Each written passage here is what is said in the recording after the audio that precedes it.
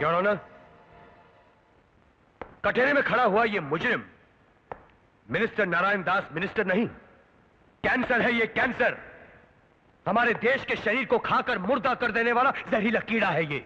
ओहो बच्चे, ये सारी राम कहानी छोड़ो और जल्दी से मेन टॉपिक पर आओ, मुझे दूसरी मीटिंग में जाना है। मीटिंग में नहीं नारायण दास जी, अब आप यहां से सीधे फांसी के फंदे पे जाएंगे। I object your honour. मेरे फाजिल दोस्त ये भूल रहे हैं कि वो सिर्फ एक वकील हैं, जज नहीं, जो मेरे मुवक्किल को फांसी की सजा सुना रहे हैं। शांति वकील साहब, शांत हो जाइए। अभी थोड़ी देर में ये पूरा केस ही शांत हो जाएगा, आप बैठ जाइए। हाँ तो श्रीमान विजय श्रीवास्तव जी, आप अभी छोटे से बच्चे हैं, ये नया नया काला कोट पहनकर अदालत में आए हैं। आप सिर्फ कानून के झाड़ को देखते हैं, हम उनकी जड़ों तक पहुंचे हुए हैं बरखुरदार। और ये जो फांसी का फंदा हमारे गले में पहनाने के ख्वाब लिए आप घूम रहे हैं, ऐसे कई फंदे हम अपनी टोपी में लिए घूमते हैं। घूमते हैं नहीं, घूमते थे, क्योंकि अब आप मिनिस्टर नहीं हैं। इससे पहले कि अदालत आपको सजा दे, मुख्यमंत्री ने आपकी कुर्सी छीन ली है। अभी आप सांप तो हैं, आपके दांत भी हैं, मगर अब उनमें सत्ता का जहर नहीं है। जहर है या नहीं, ये तो जब सांप काटेगा तभी पता चलेगा। Order, order. Mister Narayan Das, ये अदालत है, यहाँ आपसी दुश्मनी के बारे में बोलने की इजाजत नहीं, यहाँ सिर्फ केस के बारे में बहस होगी। Sorry your honour. देखा योर ऑनर, देखिए इस मुजरिम की जुर्रत को। नारायण दास जैसे लोग जो खुद भी जुर्म करते हैं और दूसरों से भी करवाते हैं, इन्हें मामूली सजा देना काफी नहीं होगा। इन्हें तो ऐसी सजा मिलनी चाहिए जिसे सुनकर इस अदालत की दीवारों में ही नहीं, बल्कि हर मुजरिम के दिल की दीवारों में दरार पड़ जाए। मैं इस अदालत से दरख्वास्त करूंगा कि इस मुजरिम को सजाए मौत ही मिलनी चाहिए, मगर वो सजाए मौत जेल की 4 दीवारी में 2 कांस्टेबल्स, एक जेलर, एक डॉक्टर और एक जल्लाद के सामने देने से कोई फायदा नहीं। इस किस्म के मुजरिम को तो भारत की 90 करोड़ जनता के सामने खुले आम फांसी के फंदे पे लटकाया जाना चाहिए। उस जनता के सामने जिसके भविष्य को इस आदमी ने अपनी मक्कारी की तलवार से तार तार करना चाहा। इनकी सजा इस किस्म के मंत्रियों के लिए एक सबक बन जाना चाहिए, जो सिर्फ गद्दारी और बेईमानी करने के लिए ही मंत्री बनते हैं। मिस्टर विजय श्रीवास्तव, अदालत आपकी भावनाओं की कदर करती है, मगर हमारे कानून की किताब में किसी मुजरिम को इस तरह सरेआम फांसी देने का कोई कानून नहीं, और फिर यह हमारी सभ्यता भी नहीं है। अगर यह सभ्यता नहीं है योर ऑनर, तो फिर यह क्या है जो पंडित जवाहरलाल नेहरू ने अपनी किताब में लिखा है कि काले बाजारियों और देशद्रोहियों को सड़क के सबसे नजदीक के खंबे से लटकाकर फांसी दे देनी चाहिए? क्या उनके पास सभ्यता नहीं थी? और फिर योर ऑनर, कानून का तो यह असूल है कि जितना संगीन जुर्म उतनी कड़ी सजा। एक आदमी का खून करने वाले को भी 4 दीवारी के अंदर फांसी, और 90 करोड़ इंसानों के खून की साजिश करने वाले को भी उसी 4 दीवारी के अंदर फांसी। फिर तो ऐसी सजा को कोई मतलब नहीं रहेगा योर ऑनर। इसलिए मैं बार बार कहता हूं कि इसे खुलेआम पब्लिक में फांसी से लटकाया जाना चाहिए और जनता को इसकी लाश पर थूकना चाहिए। मिस्टर विजय श्रीवास्तव, थोड़ी देर के लिए मान लिया जाए कि आपकी दलीलें झूठी नहीं है, फिर भी हमारे देश का कानून है, कॉन्स्टिट्यूशन है, वो इस बात की इजाजत नहीं देता। योर ऑनर, आजादी के इन 43 वर्षों में देश की भलाई के लिए कम से कम 62 बार यह कॉन्स्टिट्यूशन बदला गया है। तो क्या नारायण दास जैसे गद्दारों को सजा देने के लिए क्या एक बार फिर कॉन्स्टिट्यूशन नहीं बदला जा सकता? Order, order. योर ऑनर, मेरी राय में ऐसे वहशी दरिंदे और इंसानियत का दामन नोच नोच कर खा जाने वाले नासूरों के लिए ऐसा कानून पास करना बहुत जरूरी है। और अगर ऐसा नहीं हुआ तो वो दिन दूर नहीं जब इन देशद्रोहियों के कारण हमारा मुल्क फिर से गुलामी की जंजीरों में जकड़ा जाएगा। फिर न जाने कितने साल लग जाएं हमें अपनी आजादी हासिल करने में, न जाने कितना खून बहाना पड़े और न जाने हमें कितने शहीदों की बलि चढ़ानी पड़े। इसलिए अदालत से मेरी प्रार्थना है कि इस नए कानून की शुरुआत नारायण दास की फांसी के साथ ही शुरू की जाए। That's all.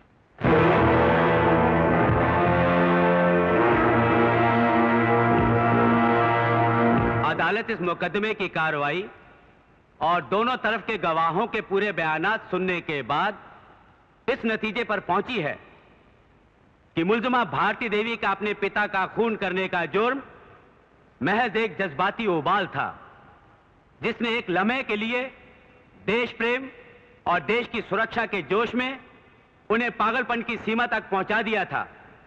अदालत इनके इस जज्बे और कुर्बानी को एहतराम की नजर से देखते हुए इन्हें बाइज्जत बरी करती है।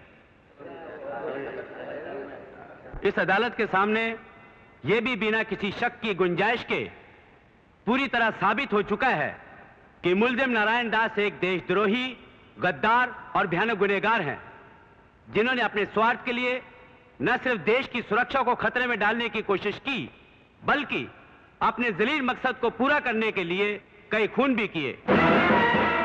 ये अदालत उन्हें खतरनाक और घिनौना मुजरिम करार देते हुए फांसी की सजा सुनाती है, जो कि कुछ देर पहले एडवोकेट विजय श्रीवास्तव ने बड़े ठोस अंदाज में तजवीज की थी। मगर चूंकि हमारे संविधान में खुलेआम फांसी देने की कोई गुंजाइश नहीं है, लिहाजा यह अदालत सरकार से और संसद से पुरजोर अपील करती है कि ऐसे खतरनाक मुजरिमों के लिए ऐसा कानून पास करे, और जब ऐसा कानून पास होगा तब मुजरिम नारायण दास को जनता के बीच सजा दी जाएगी। तब तक मुजरिम नारायण दास कानून की कड़ी निगरानी में रहेंगे। ऐसा ही होना चाहिए। बहुत अच्छा। आइए।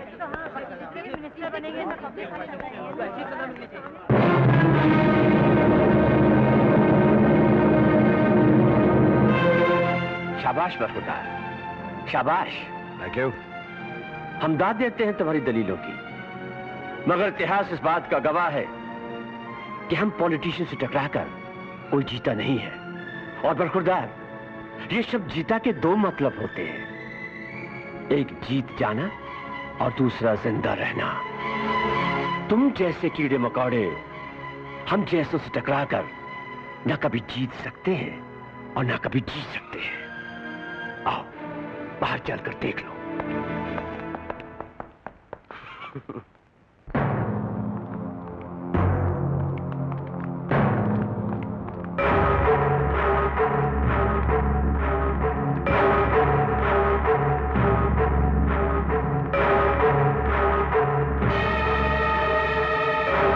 तुमने तो कहा था कि तुम हमें बाहर तमाशा दिखाओगे, लेकिन तमाशा तो लोग तुम्हारा देख रहे हैं, हथकड़ी में जकड़ा हुआ एक देशद्रोही मुजरिम।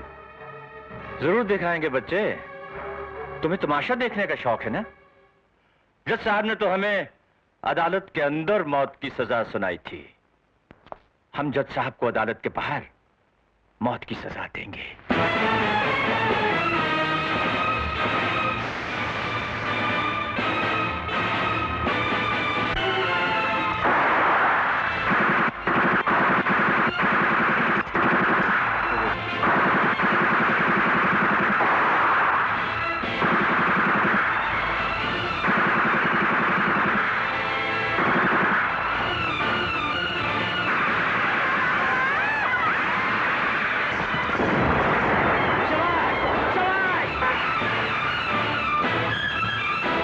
मुझे फांसी देंगे और वो भी पब्लिक में?